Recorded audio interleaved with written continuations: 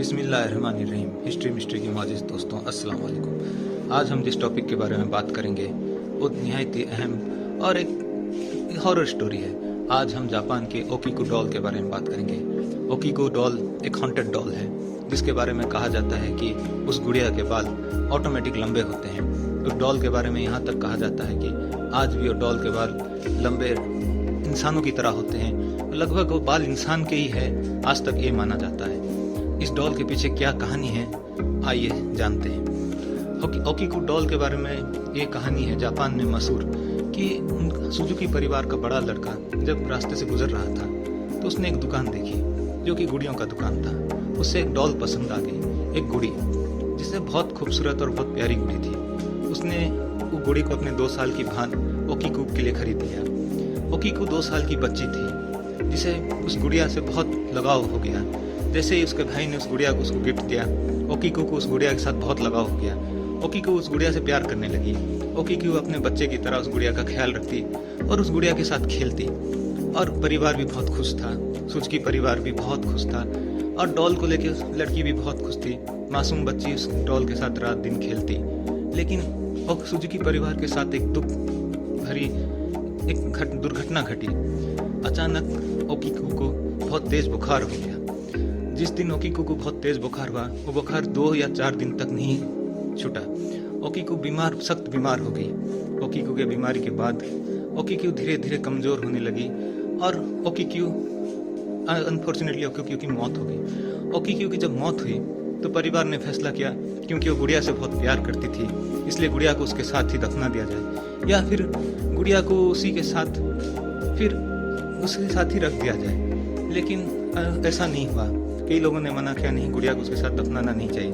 ओकीकू ने जब अपना आखिरी सांस ली तो गुड़िया उसके सीने से लग के थी। एक दिन अचानक ऐसा हुआ कि सुजुकी परिवार को ऐसा लगा कि उस गुड़िया के लिए कुछ एक अलग रूम बना के ओकीकू के रूम में ही रख देना चाहिए।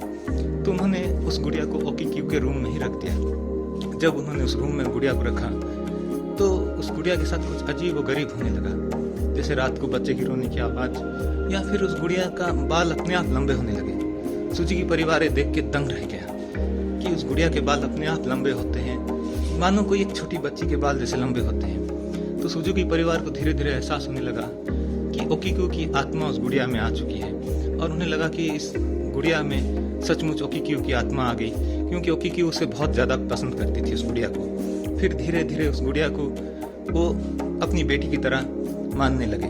फिर कितने दिनों के बाद जब वो उस शहर को बदलने की कोशिश चाहे तो उनके भाई ने कहा कि नहीं, इस गुड़िया को मंदिर को दे देना चाहिए, क्योंकि अब हम इस शहर में नहीं रहेंगे और हम इस शहर को छोड़ के जाने वाले हैं। तो उन्होंने आज वो गुड़िया को मंदिर में दे दिया। जब वहाँ के एक लोकल मंदिर में दे दिया तो पुजारी उस गुड़िया को देख के हैरान हो गया, क्योंकि उसके बाल अचानक अपने आप लंबे होते हैं और पुजारी उस बाल को काट के उस गुड़िया का बहुत ख्याल रखते हैं।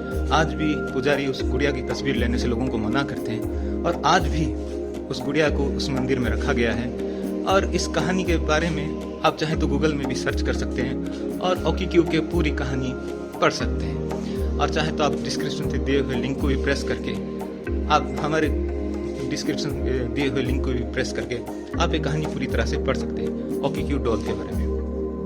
आपको ये कहानी कैसी लगी प्लीज़ हमें कमेंट में लिख के ज़रूर बताएं।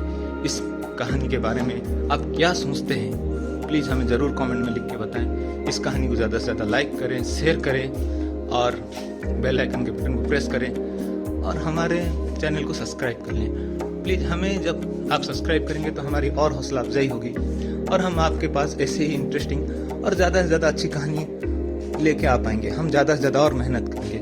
प्लीज़ तब तक के लिए दीजिए आपके दोस्त को इजाज़त। Thank you.